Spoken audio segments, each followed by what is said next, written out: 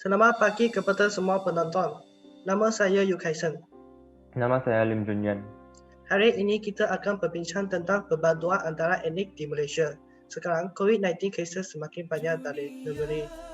Marilah kita berbincang tentang cara-cara untuk menguatkan perpaduan antara berbagai kaum. Sekarang kita ada dua penemu juga yang akan membuat temu ramah dengan beberapa rakyat kita. Silakan. Terima kasih Kashan dan Junyan. Sekarang mari kita meminta pendapat penduduk tempatan. Hai semua, Hai. bagaimana kaum yang berbeza menunjukkan perpaduan antara perniagaan? Ongkai, Tommy? Saya rasa peniaga yang berbeza kaum boleh menubuhkan syarikat bersama-sama jika mempunyai tujuan yang hampir. Contohnya abang yang kepunyaan kilang berus gigi dan Pak Abu yang kepunyaan kilang menghasil ubat gigi menubuhkan syarikat baru yang menjual berus gigi dan ubat gigi. Pada pandangan saya, restoran-restoran boleh memasak bersama untuk membuat makanan kepada kaum seperti nasi lemak, roti canai dan makanan Cina. Restoran itu juga harusnya mempunyai makanan halal juga untuk menjamin bahawa orang Islam dapat makan makanan di restoran itu. Adakah anda pernah mengalami perpaduan antara kaum? Yuan, Puni? Ada. Selepas kerajaan mengumumkan MCO yang pertama kali dilaksanakan pada tahun yang lepas, semua orang daripada berbagai kaum dah bekerjasama dengan kerajaan untuk mengurangkan penyebaran virus. Jiran-jiran dari taman saya juga saling menjaga antara satu sama lain dan mematuhi peraturan SOP dan memastikan 1 meter jarak sosial.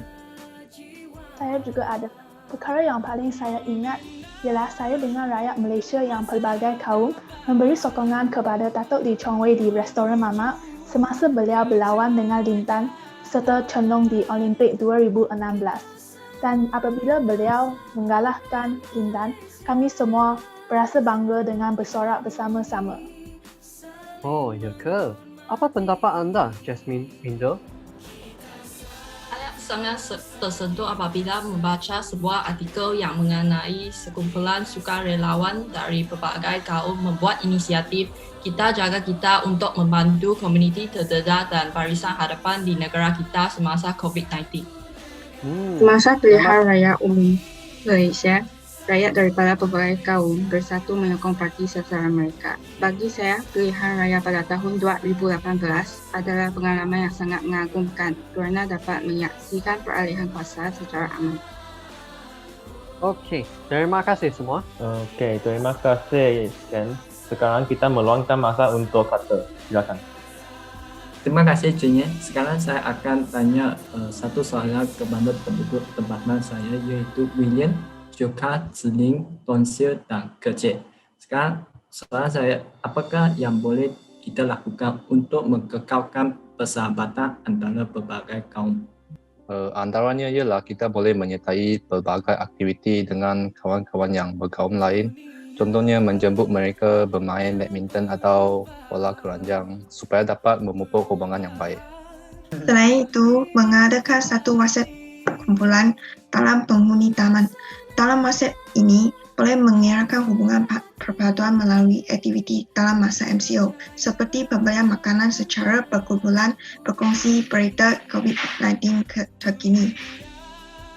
Bukan itu sahaja, kita boleh menyertai hari perayaan kaum lain dan saling membantu dalam persediaan perayaan.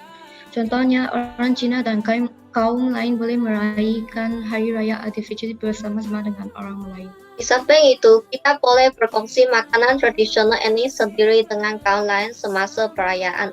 Contohnya, orang Cina boleh memberikan buah limau mandarin kepada kaum lain pada Tahun Baru Cina. Akhir sekali, salah satu kaedah yang berkesan untuk mengekalkan persahabatan adalah sentiasa bersedia saling menolong ketika mereka ada kesusahan. Contohnya, kita boleh menjadi orang yang pertama datang untuk menghulurkan tangan membantu kawan anda. Terima kasih atas kerjasama penduduk tempatan. Itulah sahaja daripada saya.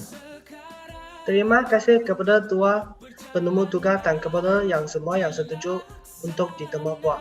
Dengan temu ramah ini, kita dapat sedar dengan kepentingan perpaduan antara kaum dalam semua aspek kehidupan kita dan juga cara-cara untuk menguatkan perpaduan itu. Kita harap agar perpaduan antara kaum dapat dikekalkan. Itu sahajalah masa kita untuk segmen ini. Sekian terima Sekian kasih. terima kasih. Inilah Malaysia, marilah persatuan. Inilah Malaysia, marilah perpaduan. Inilah Malaysia, marilah perpaduan.